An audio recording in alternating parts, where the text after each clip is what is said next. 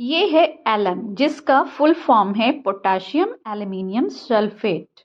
Hello plant lover friends, प्यारे प्यारे खूबसूरत गुलाब के फूलों के साथ आपका स्वागत है लव यू नेचर में। तो गुलाब के फूल दोस्तों किसे नहीं पसंद है। हमारा प्लांट अच्छे से ग्रोथ करे, इस तरह से फ्लावरिंग करे, फुल ब्लूम उसके ऊपर आए, हम क्या नहीं करते हैं अपने पौधों के लिए।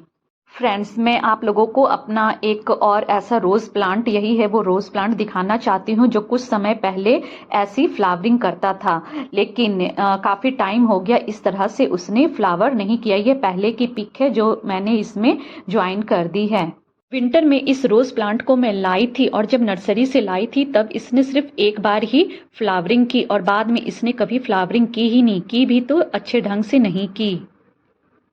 तो फ्रेंड्स, ये है मेरा वो रोज़ प्लांट जो काफ़ी टाइम तक खूब अच्छी फ्लावरिंग करा है और कुछ टाइम से तो इसके ऊपर फ्लावर आ ही नहीं रहे। फ्लावर आ रहे हैं, कलियां बन रही हैं, फ्लावर भी आ रहे हैं, लेकिन कुछ इस तरह से काले पड़ जा रहे हैं।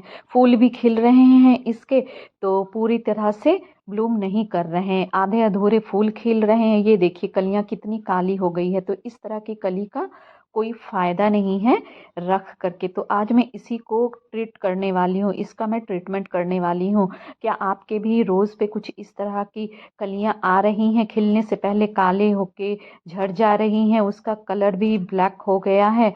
इसमें मैं बराबर ही फर्टिलाइज करती रही हूँ, खूब अच्छे से इसकी देखभाल की है, जैसे अन्य गुलाब के पौधों या किसी अन्य दूसरे प्लांट की मैं करती हूँ, लेकिन इसके ऊपर किसी फर्टिलाइज़र का कोई असर नहीं हो रहा है, कोई भी ट्रीटमेंट का नहीं हो रहा है। ये देखें कलियाँ, ये भी बिल्कुल अनहेल्दी है। तो इस रोज़ प्लांट से बिल्कुल मैं तंग आ गई हूँ, फेंकूंगी नहीं इसे मैं, इसका मैं सॉल्यूशन निकालूंगी, इसके प्रॉब्लम को सॉल्व करूंगी। इसे क्या हुआ है, इसकी देखिए कर्ल हो रहे हैं लीव्स कुछ इस तरह से। तो इसको देखती हूँ कि क्या करना है। ठीक इस तरह का मेरा एक रोज़ प्लांट था एक और, ये नर्सरी से जब से लाई हूँ तब से सिर्फ एक बार ही फ्लावरिंग इसने की है ठीक से, लेकिन उसके बाद ऐसी हालत हो गई है। तो ये भी एक रोज़ प्लांट है, ये लव रोज़ का प्लांट है और ये दूसरा है, तो इसकी भी हालत कुछ उसी की तरह हो गई थी। तो पहले मैं एक प्लांट पे ट्रीटमेंट करके देख लेती हूँ, वो बिल्कुल अच्छी तरह से सक्सेस हो गया है, प्लांट को किसी तरह का नुकसान नहीं पहुंचा है, फिर मैं वही ट्रीटमेंट दूसरे प्लांट पर यूज़ करती हूँ। ये देखिए ये भी रेड लिप्स निकाल रहे हैं और कलियां भी छोटी सी, बहुत छोटी सी निकली हुई है और इसके ब्रांच भी हेल्दी से आ गए। तो इस रोज़ प्लांट पे जो किया है मैंने वही ट्रीटमेंट इस वाले रोज़ प्लांट पे करूँगी। बहुत ही अच्छी फ्लावरिंग करता था ये, पर कुछ टाइम से इसने फ्लावरिंग भी बंद कर दी है। कलियां आती हैं तो वो काली काली हो जाती हैं, लीव्स भी होते हैं वो कर्ल जैसे हो जा रहे हैं। तो मैंने इस पे बहुत सारे पेस्टिसाइड भी डाले हैं। अब इसे सबसे पहले मैं कट कर दूंगी, यानी कि प्रूनिंग, थोड़ी लाइट प्रूनिंग करूंगी। इस समय आप फ्लावर लेने की मत सोचो कि मेरा रोज़ फ्लावर दे रहा है कि नहीं दे रहा है। दिल को पत्थर बना करके कलियों को निकाल दो, जो अनहेल्दी ब्रांचेज हैं उनको छांट दीजिए। इस तरह से मैं भी, ये जो कली है इसका कोई फ़ायदा नहीं, ये खिलने वाली भी नहीं, खिलेगी भी तो वो भी अधूरी ही खिलने वाली है। तो इसको भी मैं कट कर दूंगी, एक हल्की सी प्रूनिंग करूंगी, हार्ड प्रूनिंग नहीं करूंगी। ये भी एक छोटी सी कली है, ऐसा नहीं है कि इसके ऊपर ग्रोथ नहीं हो रहा है, फुल ग्रोथ अच्छे से कर रहा है, लेकिन बाद में जाके ये कलियां काली हो जा रही हैं, न्यू लिव्स भी इसके कर्ल हो जा रहे हैं। तो फ्रेंड्स, आज मैं कुछ ऐसे ही टिप्स में बताने वाली हूँ, क्या मैं इस प्लांट के ऊपर इसको ट्रीट करती हूँ, क्या इसका सॉल्यूशन निकालती हूँ जैसे उस प्लांट का किया है। तो सबसे पहले मैं गुड़ाई कर लूँगी और आप ध्यान से वीडियो को देखिएगा कि मैं इस रोज़ प्लांट के जो सॉइल है उसको एसिडिक बनाने के लिए क्या करती हूँ। ऐसा इसलिए हो रहा है क्योंकि इसकी सॉइल जो है इस रोज़ प्लांट की, वो बहुत कम एसिडिक है। इसमें रोज़ को क्या होता है कि एसिडिक सॉइल बहुत ज़्यादा पसंद होता है। इसमें मैंने बोन मील भी डाल दिया है ठंड के दिनों में, और एनपीके भी यूज़ किया, एप्सम सॉल्ट भी यूज़ किया, लेकिन इसके जो है एल्कलाइन की जो मात्रा है वो लगता है काफ़ी घट गई है। तो मेरे ख्याल से इसको क्या है कि इस स्टेज में ये पहुंच गया है, तो इसको इस एसिडिक बनाने के लिए मुझे वो ट्रीटमेंट करना पड़ेगा। तो ये देखिए एक और प्लांट में दिखा रही हूँ हिबिस्कस का, तो इसकी भी हालत कुछ इस तरह से कि बुड्स जो है, कलियां जो है वो टूट टूट के गिर जा रही हैं, पीली पड़ जा रही हैं, ये सफ़ेद हिबिस्कस का पौधा है और नर्सरी से ही लाई थी और लाई हूँ तो ऐसा हाल है। ये काफ़ी पुराना पौधा, ये भी अच्छी फ्लावरिंग करता था, पर ना जाने क्यों इसकी भी कलियां पीले होके गिर जा रही हैं। ये तो कल तक गिर ही जाएगा, लेकिन पत्ते इसके अच्छे हैं, हेल्दी है, कोई पेस्ट नहीं लगा, मिलीबग नहीं है, एंट और चींटियाँ कुछ ऐसा होता है तो वो भी नहीं दिख रहा है मुझे प्लांट में। ये देखिए एक छोटी सी और कली है, ये भी पीली हो रही है और इससे ये तो छूने पे ही गिर गई इस तरह से। तो वो भी जो बड़ी वाली वो भी मॉर्निंग तक गिर ही जाने वाली है, नेक्स्ट मॉर्निंग तक। तो इसको भी मैं साथ में ट्रीटमेंट कर लूँगी। चलिए देखते हैं कि वीडियो में मैं क्या यूज़ कर रही हूँ, कौन सा ऐसा चीज़। फर्टिलाइज तो मैं किसी भी प्लांट को नहीं करूँगी क्योंकि फर्टिलाइज इन दोनों को भी कर चुकी हूँ। इस प्लांट्स जो आज मैं प्लांट में यूज़ करने वाली हूँ इन तीनों प्लांट में, वो है ये है एलम यानी कि फिटकरी। तो इसी का यूज़ मैं करने वाली हूँ। ये जो आप फिटकरी देख रहे हो बहुत ही अच्छी एंटीसेप्टिक होती है।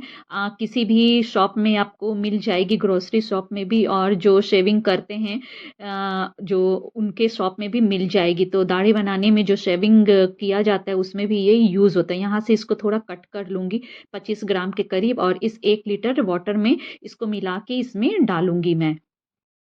एलम या फिटकिरी के बहुत से फ़ायदे होते हैं। सॉइल को एसिडिक बनाना हो तो हम इसका यूज़ कर सकते हैं और ये प्लांट में जाके कोई भी नुकसान नहीं करते। एक तरह का ये एंटीसेप्टिक माना जाता है, इसलिए ना तो पेट को नुकसान करता है, ना तो ह्यूमंस को ही कुछ नुकसान करता है और ना तो प्लांट को नुकसान कुछ होने वाला है इसके यूज़ से।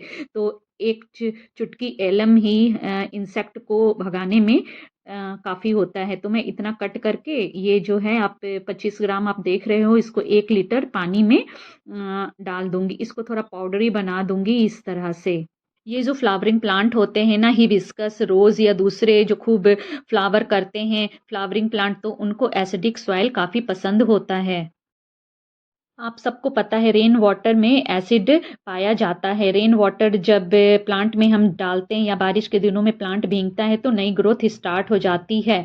तो ठीक इस तरह हम एक तरह का ऐसा लिक्विड तैयार करेंगे जिसमें एसिड की मात्रा मिले और सॉइल के जो पीएच लेवल होता है बिगड़ जाता है, फर्टिलाइज की मात्रा कम हो जाती है, उर्वरक क्षमता कम हो जाती है, तो उसको ये बरकरार रखेगा, बना के रखेगा। तो ये 1 लीटर पानी में 25 ग्राम में घोल दिया है और इसे रोज़ प्लांट में डाल दूंगी। ये पूरा ही डालूंगी क्योंकि इसकी हालत तो काफ़ी ख़राब है, आप देख ही रहे हो।